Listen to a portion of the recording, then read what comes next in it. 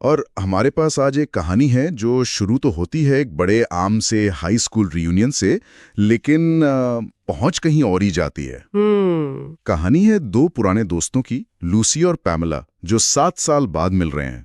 और मजे की बात यह है कि हमें ये कहानी दो अलग अलग नजरियों से मिलती है। हाँ, पहले हम लूसी के दिमाग में होते हैं, जो अपनी इनसिक्योरिटीज और पैमेला के लिए एक पुराने अट्रैक्शन से जूझ रही है। और फिर कैमरा घूमता है और हम पैमेला की साइड से कहानी देखते हैं, जो बाहर से तो बहुत कॉन्फिडेंट और क्या कहते हैं कंट्रोल में नजर आती है। बिल्कुल। तो आज की हमारी ये जो गहरी पड़ताल है, इसका मकसद यही समझना है कि लेखक ने कैसे दो अलग अलग कैमरों का इस्तेमाल करके, यानी दो दृष्टिकोणों का, हाँ, दो दृष्टिकोणों का इस्तेमाल करके एक ही कहानी को इतना अलग और दिलचस्प बना दिया है। हम देखेंगे कि कैसे उनके मन के विचार और उनके एक्शन एक तनाव, इच्छा और पावर के खेल से भरी हुई कहानी बनाते हैं। तो चलिए इस कहानी की परतों को खोलते हैं और देखते हैं कि इन दो किरदारों के मन में आखिर चल क्या रहा है। तो कहानी की शुरुआत होती है एक पार्टी से, और वहां चल रहा है सबका पसंदीदा या शायद सबसे डरावना गेम, ट्रूथ और डेयर। हाँ, माहौल एकदम हाई एनर्जी वाला है, लेकिन हमारी एक किरदार लूसी, वो बिल्कुल भी एंजॉय नहीं कर रही। वो बहुत असहज है। और उसकी असहजता की वजह भी साफ है। वो डेयर से बचने के लिए एक के बाद एक टेकीला के शॉट ले रही है। उसे डर है कि कहीं उसे पामेला के सामने कुछ ऐसा करने को न कह दिया जाए जो वो नहीं करना चाहती, जैसे कपड़े उतारना या किसी को किस करना। वो बस उस सिचुएशन से भागना चाहती है। बिल्कुल। यहाँ पर वो सामाजिक दबाव बहुत असली लगता है ना? हाँ, वो फीलिंग कि सब आपको देख रहे हैं और आपको कुछ न कुछ तो करना ही पड़ेगा। और इसी दबाव के बीच लूसी की इनसिक्योरिटीज और ज्यादा बढ़ जाती हैं। वो लगातार अपनी तुलना पामेला से कर रही है। सही कहा। वो अपनी शरीर को लेकर बहुत सचेत है। स्रोत में जो शब्द इस्तेमाल हुए हैं वो बहुत कुछ कहते हैं। थोड़े झुके हुए स्तन, खिंचाव के निशान वाला पेट। और दूसरी तरफ है पैमेला, जो उसे 7 साल बाद भी एकदम परफेक्ट दिखती है। लूसी सोचती है कि जैसे उसे किसी क्रायोजेनिक फ्रीजर में संभाल कर रखा गया हो। उस पर उम्र का कोई असर ही नहीं हुआ। और ये तुलना उसके आत्मविश्वास को और कम कर देती है। और फिर कहानी में एंट्री होती है उनके अतीत की, जो इस पूरे सीन को और कॉम्प्लिकेटेड बना देता है। अच्छा। जिक्र आता है प्रॉम पार्टी के बाद हुए एक किस का, जो लूसी और पैमेला के बीच हुआ था। लूसी के लिए वो अब तक का सबसे अच्छा किस था। ये बहुत जरूरी हिस्सा है। वो किस लूसी के लिए सिर्फ एक घटना नहीं थी, वो एक याद है जो 7 साल बाद भी उसके दिमाग में एकदम ताजा है। वो आज भी ये सोचती है कि क्या पैमेला ने मतलब उस पल के बारे में कभी सोचा होगा। हाँ, ये एक अनसुलझा धागा है जो आज भी उन दोनों को जोड़े हुए है। और शायद यही वो पल था जिसने लूसी के मन में एक सवाल पैदा किया, जिसे स्रोत में द्विजिज्ञासा या बायक्यूरोसिटी कहा गया। मतलब वो पहली बार था जब उसने सोचा कि शायद वो सिर्फ लड़कों की तरफ ही आकर्षित नहीं है। हाँ, वो एक उसके लिए खोज की शुरुआत थी। बिल्कुल। वो एक ऐसा पल था जिसने उसकी पहचान पर एक सवालिया निशान लगा दिया था, और उस सवाल का जवाब उसे आज तक नहीं मिला। तो आप समझ सकते हैं कि पैमेला को 7 साल बाद उसी माहौल में देखना उसके लिए कितना मुश्किल होगा। वो सिर्फ एक पुरानी दोस्त नहीं है, वो एक अनसुलझे अतीत का चेहरा है। और फिर वही होता है जिसका उसे डर था। गेम की बोतल घूम फिरकर लूसी पर ही आकर रुक जाती है। उसके पास ऑप्शन है, या तो और शराब पियो, या सच बोलो, या डेयर चुनो। और वो शायद सबको चौंकाते हुए डेयर चुन लेती है। मुझे लगता है कि उसका डेयर चुनना भी बहुत कुछ कहता है। शायद वो सच बोलने से डर रही थी। सच ये होता कि वो आज भी पामेला के बारे में सोचती है। हाँ, उस सच का सामना करने से बेहतर उसे एक अनजान डेयर लगा। लेकिन डेयर तो और भी अजीब निकला। हाँ, डेयर था, कमरे में किसी को चुनो और उनसे पूछो कि वे तुमसे क्या करवाना चाहते हैं। मतलब पूरा कंट्रोल किसी और के हाथ में दे दो। और लूसी किसे चुनती है? जाहिर है पैमेला को। ये एक तरह से अवचेतन की जीत है। उसका दिमाग कह रहा है भागो, लेकिन उसका दिल उसे पैमेला की तरफ ही खींच रहा है। वो शायद इस अनसुलझे धागे को या तो हमेशा के लिए तोड़ देना चाहती है, या फिर उसे और मजबूत करना चाहती है। और पैमेला का जवाब वो कहानी में तूफान ला देता है। मेरे तो सही में होश उड़ गए थे जब मैंने वो पढ़ा। पैमेला बिना किसी झिझक के पूरी भीड़ के सामने कहती है, मैं चाहती हूं कि तुम 5 मिनट के लिए मेरे स्तनों को चूमो।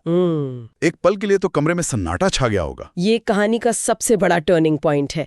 यहाँ से सब कुछ बदल जाता है। ये डेयर सिर्फ एक डेयर नहीं है, ये एक स्टेटमेंट है। ये पैमेला के कॉन्फिडेंस, उसकी डोमिनेंट पर्सनैलिटी और शायद लूसी के लिए उसकी अपनी दबी हुई इच्छाओं को भी दिखाता है। वो सिर्फ लूसी को नहीं बल्कि पूरे कमरे को चुनौती दे रही थी। और भीड़ का रिएक्शन, कहानी बताती है कि वहां मौजूद लड़के और लड़कियां दोनों के चेहरों पर साफ साफ जलन थी। वो सब लूसी की जगह होना चाहते थे। हाँ, लेखक ने सीन को बहुत असली बना दिया है और लूसी तमाम झिझक और डर के बावजूद डेयर को स्वीकार कर लेती है। यहाँ पर लेखक ने शारीरिक विवरणों का जो इस्तेमाल किया है वो कमाल का है। पैमेला की पीठ पर बना गुलाब और योनी का टैटू, उसके स्तनों का वर्णन, ये सब सीन को बहुत विजुअल बनाते हैं। और सबसे दिलचस्प बात है लूसी का बदलना। बिल्कुल, जो लड़की कुछ मिनट पहले तक कांप रही थी वो इस काम में इतनी माहिर हो जाती है कि वो खुद भी इसका आनंद लेने लगती है। सही कहा, वो सिर्फ एक डेयर पूरा नहीं कर रही होती, वो उस पल को जीने लगती है। और पैमेला का रिएक्शन भी देखने लायक है। वो लूसी के बालों में उंगलियां फेरती है, जो दिखाता है कि यह आकर्षण एक तरफा नहीं है, दोनों के बीच एक गहरा खिंचाव है जो 7 साल बाद भी खत्म नहीं हुआ। तो ये पहला हिस्सा हमें लूसी की घबराहट, उसकी असुरक्षा और एक पुराने आकर्षण की कहानी बताता है जो एक डेयर के बाद एक बिल्कुल नई दिशा में मुड़ जाती है। तो ये तो थी लूसी की कहानी जो पूरी तरह से घबराहट और एक पुरानी चाहत में डूबी हुई है। लेकिन सिक्के का दूसरा पहलू क्या है? सही बात है, उस कमरे में एक और इंसान था जिसके दिमाग में कुछ और ही चल रहा था। चलिए अब पैमेला के नजरिए से देखते हैं कि उस रात असल में हुआ क्या। बिल्कुल, अब कहानी का दृष्टिकोण बदलता है और हम पार्टी के शोर से निकलकर एक शांत प्राइवेट कमरे में पहुंच जाते हैं जहां सिर्फ लूसी और पैमेला हैं। और यहाँ हमें पैमेला के किरदार की परतें खुलती हुई दिखती हैं। हाँ, और पहली बात जो सामने आती है वो ये है कि पैमेला आज भी लूसी को भोली और आज्ञाकारी मानती है। उसे लगता है कि लूसी 7 सालों में बिल्कुल नहीं बदली। यहीं पर पावर डायनामिक यानी कौन कंट्रोल में है ये बिल्कुल साफ हो जाता है। पैमेला ड्राइवर सीट पर है और लूसी वो खुशी खुशी उसे स्टीयरिंग व्हील थमा देती है। पैमेला को कंट्रोल में रहना पसंद है और लूसी का आज्ञाकारी स्वभाव उसे ये कंट्रोल आसानी से दे देता है। और एक और दिलचस्प बात सामने आती है, पैमेला को ये सोचकर एक तरह की संतुष्टि मिलती है कि लूसी ने इन 7 सालों में किसी और लड़की को किस नहीं किया। ये एक तरह का अधिकार जताना, एक पोजेसिवनेस है, जैसे वो कहना चाहती हो कि लूसी का ये पहला अनुभव सिर्फ उसका होना चाहिए। हाँ, ये बहुत जटिल भावना है। बिल्कुल, एक तरफ तो वो कंट्रोल चाहती है लेकिन दूसरी तरफ उसके अंदर भी एक असुरक्षा छिपी है। अच्छा। हाँ, कहानी में एक जगह वो सोचती है कि क्या इन सालों में लूसी का कोई बॉयफ्रेंड रहा होगा, और इस ख्याल से उसे जलन होती है लेकिन वो सच जानने से डरती भी है। मतलब जो बाहर से इतनी कूल और कंट्रोल में दिख रही थी, अंदर से वो भी उतनी ही इनसिक्योर है। हाँ, ये उसके किरदार को बहुत दिलचस्प बना देता है। वो कोई विलन नहीं है, वो बस एक इंसान है जिसकी अपनी कमजोरियां हैं। बिल्कुल, और ये कमजोरी उसके अगले एक्शन में और भी ज्यादा साफ दिखती है। जब वे दोनों अकेले होते हैं तो पैमेला का पूरा ध्यान पहले लूसी को संतुष्ट करने पर होता है। वो लूसी के शरीर की तारीफ करती है, उसके पेट पर बने स्ट्रेच मार्क्स की भी। वो जानती है कि महिलाएं अपने शरीर को लेकर कितनी सचेत रहती हैं और वो लूसी को सहज महसूस कराना चाहती है। ये उसका एक बहुत ही कोमल और देखभाल करने वाला पक्ष है जो पार्टी के उसके दबंग और बोल्ड अवतार से बिल्कुल अलग है। सही कहा, वो चाहती तो सीधे अपनी इच्छा पूरी कर सकती थी, लेकिन उसने पहले लूसी के आराम और उसकी खुशी को चुना। और फिर एक और मजेदार मोड़ आता है जब लूसी उत्तेजना में आकर कंट्रोल लेने की कोशिश करती है। हाँ, वो पैमेला का सिर नीचे धकेलने की कोशिश करती है। और पैमेला को ये देखकर गुस्सा नहीं आता, बल्कि वो रोमांचित हो जाती है। वो सोचती है भूख और इच्छा एक इंसान को बदल सकती है। उसे लूसी का ये नया आक्रामक रूप पसंद आता है। शायद वो हमेशा से यही देखना चाहती थी कि लूसी सिर्फ उसकी आज्ञा ना माने बल्कि अपनी इच्छा भी दिखाए। ये दिखाता है कि वो एक बराबरी का रिश्ता चाहती है, भले ही शुरुआत में कंट्रोल उसके हाथ में हो। और फिर कहानी में एक और आधुनिक मोड़ आता है जो पैमेला के अनुभवी और तैयार किरदार को और पुख्ता करता है। वो अपने पर्स से एक गुलाबी रंग का सेक्स टॉय निकालती है, एक रैबिट वाइब्रेटर।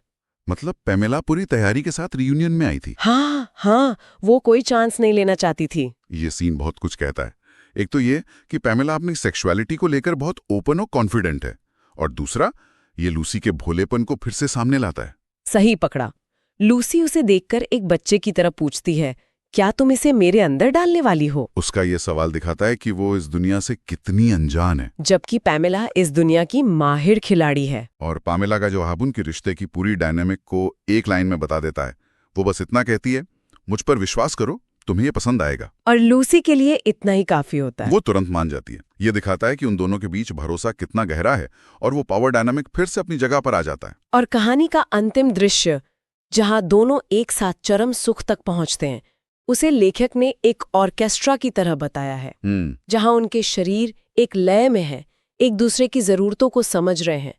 पामेला का लक्ष्य सिर्फ अपनी संतुष्टि नहीं थी, बल्कि ये था कि वे दोनों एक साथ उस अनुभव को महसूस करें। और वो इसमें सफल होती है। बिल्कुल, ये सिर्फ एक शारीरिक मिलन नहीं, बल्कि 7 साल से अधूरे एक भावनात्मक जुड़ाव का भी चरम था। तो इस पूरी कहानी के विश्लेषण से आखिर पता क्या चलता है? ये साफ है कि ये सिर्फ एक आमुक कहानी नहीं है, ये उससे कहीं ज्यादा गहरी है। बिल्कुल। ये 2 लोगों की कहानी है जो 7 साल के गैप के बाद फिर से जुड़ते हैं और उनका अतीत, उनकी असुरक्षाएं, उनकी दबी हुई इच्छाएं, सब कुछ एक रात में सतह पर आ जाता है। बिल्कुल, और लेखक ने जो दोहरे दृष्टिकोण का इस्तेमाल किया है वो जीनियस है। ये एक बहुत ही स्मार्ट तरीका है जो लेखक इस्तेमाल करते हैं ऑडियंस की भावनाओं को दिशा देने के लिए। कैसे? जब हम लूसी की कहानी पढ़ रहे होते हैं तो हम पूरी तरह से उसकी टीम में होते हैं। हमें उसकी घबराहट महसूस होती है, हम पैमेला को शायद थोड़ा जज भी करते हैं। सही बात है, हमें लगता है कि पैमेला बहुत ज्यादा डोमिनेटिंग है। लेकिन जैसे ही कैमरा पैमेला पर घूमता है, हमें समझ आता है कि कहानी इतनी सीधी नहीं है। हमें उसकी अपनी असुरक्षाएं दिखती हैं, उसका देखभाल करने वाला साइड दिखता है और उसका लूसी के लिए सच्चा आकर्षण दिखता है। ये हमें सिखाता है कि किसी भी रिश्ते में सच अक्सर इस बात पर निर्भर करता है कि कहानी कौन सुना रहा है। वाह, ये एक बहुत बड़ा टेक अवे है। इसका मतलब है कि एक ही घटना के 2 या शायद उससे भी ज्यादा बिल्कुल अलग-अलग सच हो सकते हैं। हाँ। और ये हमें याद दिलाता है कि लोगों के बाहरी व्यक्तित्व जो वो दुनिया को दिखाते हैं, उसके नीचे अक्सर एक बहुत ही जटिल और अलग आंतरिक दुनिया होती है। बिल्कुल, पामेला जो पार्टी में थी और जो वो निजी पलों में है, वो 2 अलग इंसान लगती हैं। सही कहा। अंत में हम श्रोताओं के लिए एक विचार छोड़ जाते हैं। ये कहानी दिखाती है कि कैसे पुराने रिश्ते और अधूरी इच्छाएं सालों बाद भी हमारे व्यवहार और हमारे पसंद को चुपचाप प्रभावित कर सकती हैं। सोचने वाली बात यह है कि क्या ये पुनर्मिलन इन दोनों पात्रों के लिए एक नई शुरुआत का प्रतीक है, या ये सिर्फ अतीत की एक तीव्र अस्थायी गूंज बनकर रह जाएगा? और ये सवाल हमें अपनी जिंदगी के बारे में भी सोचने पर मजबूर करता है। हमारी अपनी जिंदगी में ऐसे कितने प्रॉम नाइट किस हैं, कितने अनसुलझे पल हैं, कितनी अधूरी बातें हैं जो आज भी हमारे फैसलों को चुपचाप गाइड कर रही हैं। आगे बता, अगर हमें भी उन्हें सुलझाने का एक मौका मिल जाता। इस सवाल के साथ हम आज की ये चर्चा यहीं समाप्त करते हैं।